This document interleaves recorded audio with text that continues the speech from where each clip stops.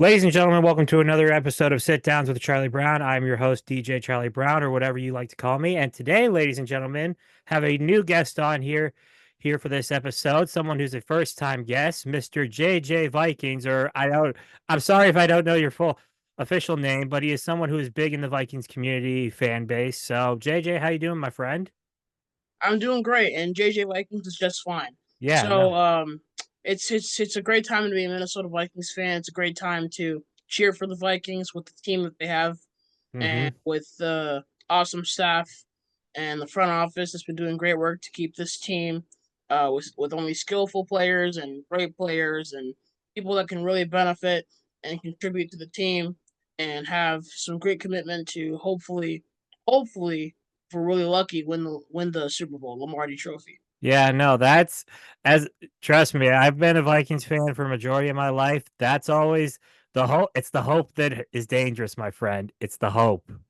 Yeah. So I got to ask you one thing is because I know you are on the East Coast right now. What got you into being a Vikings fan in the first place? So, I was born in Minnesota. I was born and raised there for 7 years, and when mm, I was living there, I was introduced to football at a very very young age. I was about 5 or 6 years old, and the first time that I actually started watching a Vikings game, or at least games, were probably I think in 2016. That was the year, and Cordero Patterson was having some nice kick returns and punt returns yeah. during that year.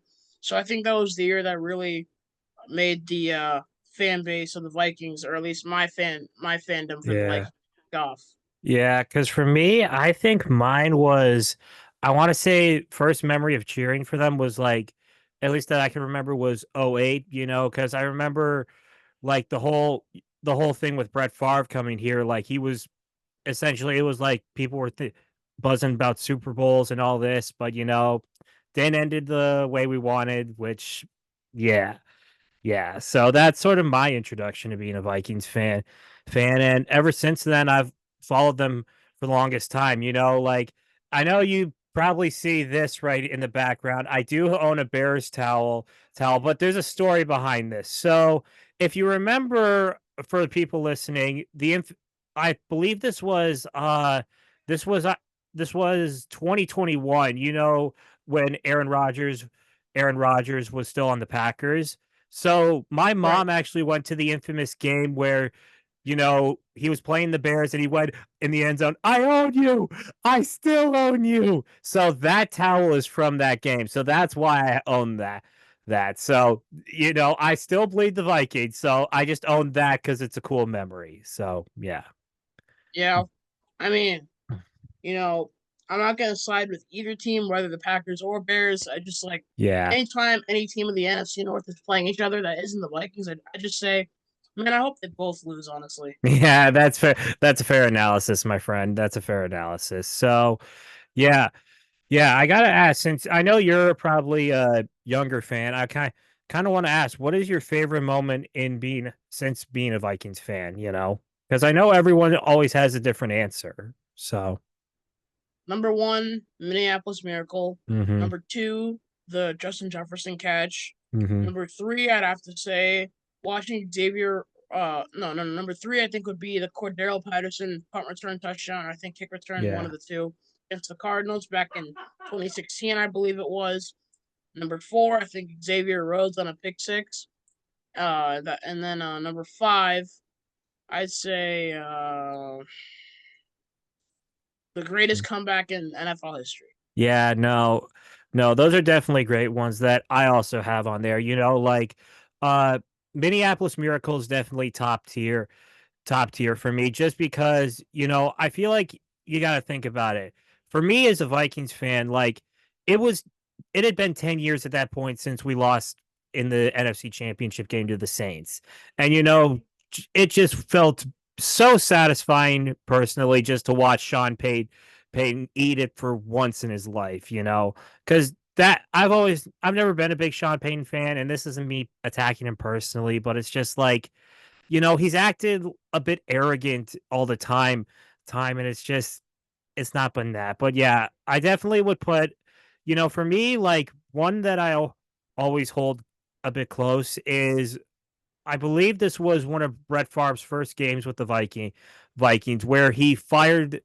It was a last minute Hail Mary into the end zone to Greg Lewis. It's an infamous clip that Paul Allen has on YouTube on his YouTube page that I Is that against definitely. the Niners? Yeah, it was against the Niners.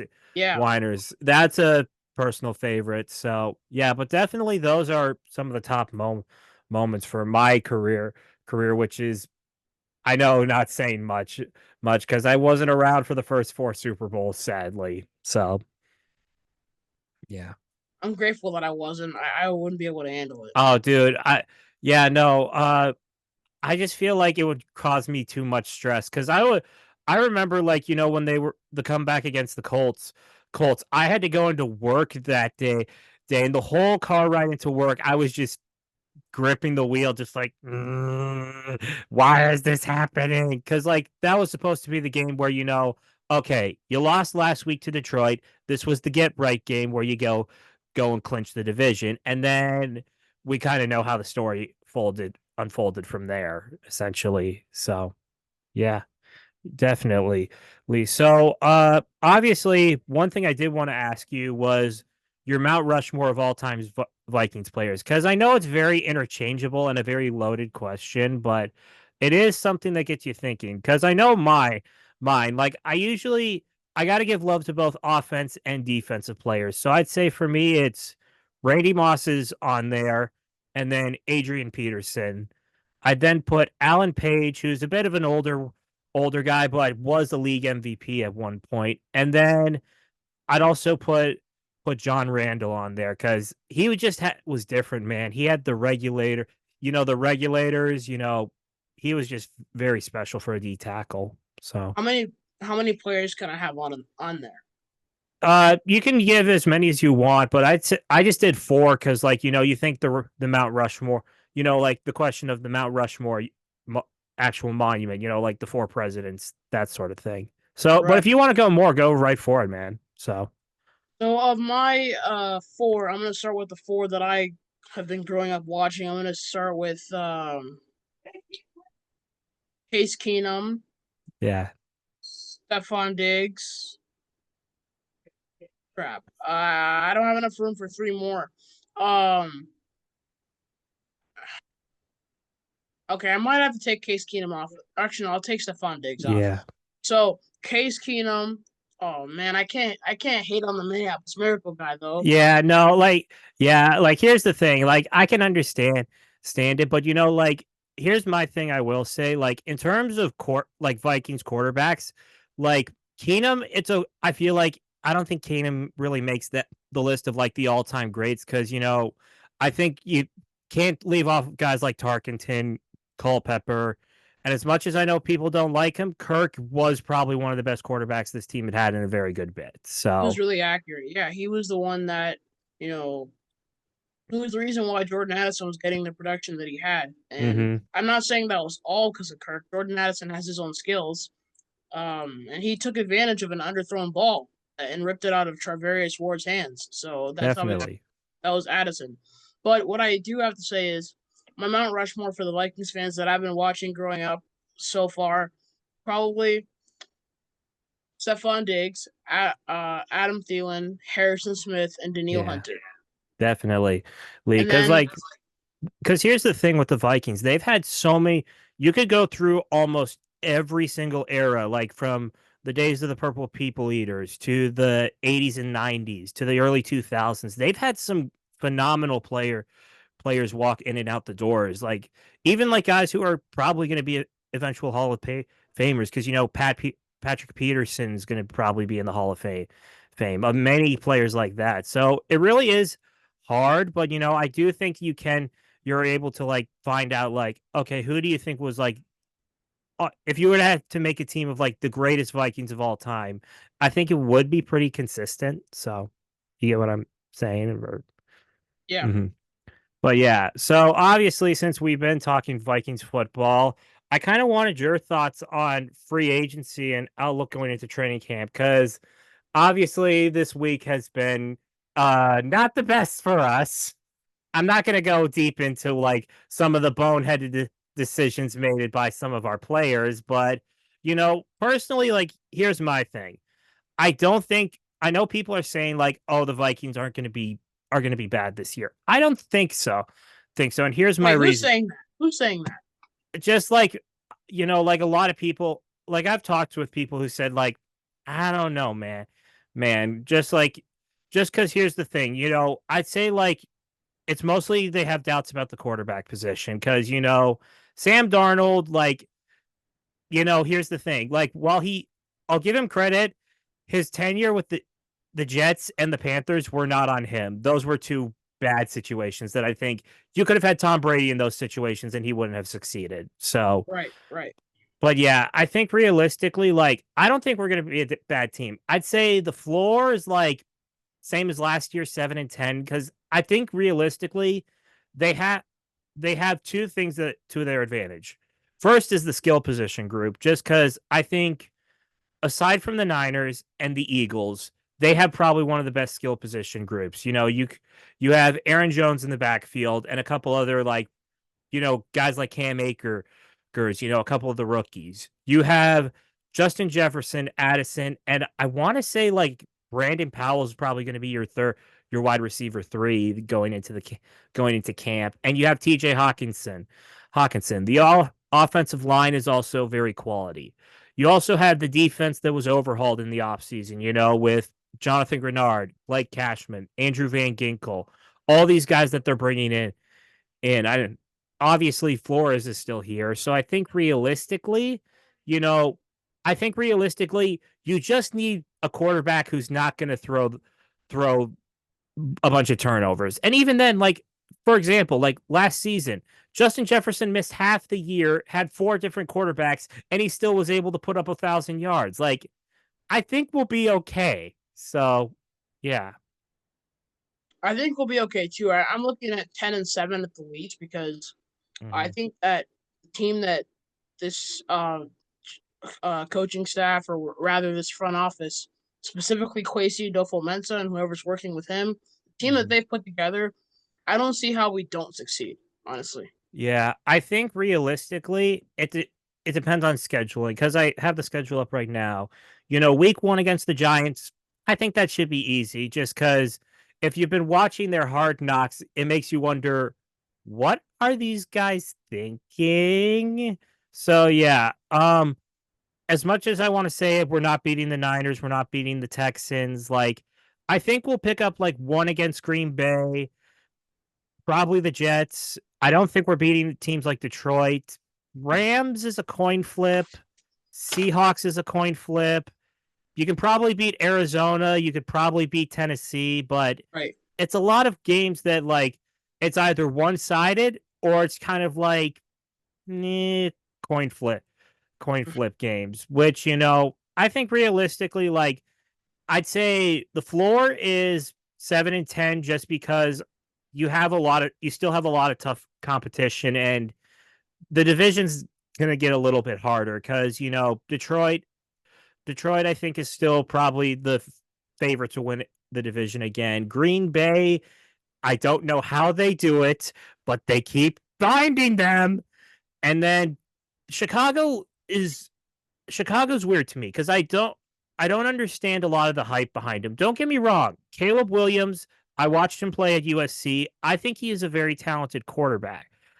My issue is realistically there's a transition period from going from the college to NFL, and realistically, the track record of the Bears. This team's had more quarterbacks than presidents in their start for them essentially, but I think realistically, like Caleb Williams, I think he's going to be good, but don't expect like him to just come in there and start being like Pat Mahomes. So Yeah, right, right. Obviously, and well, honestly, I am gonna say the duo of Keenan Allen and DJ Moore does kind of give me the chills a little bit.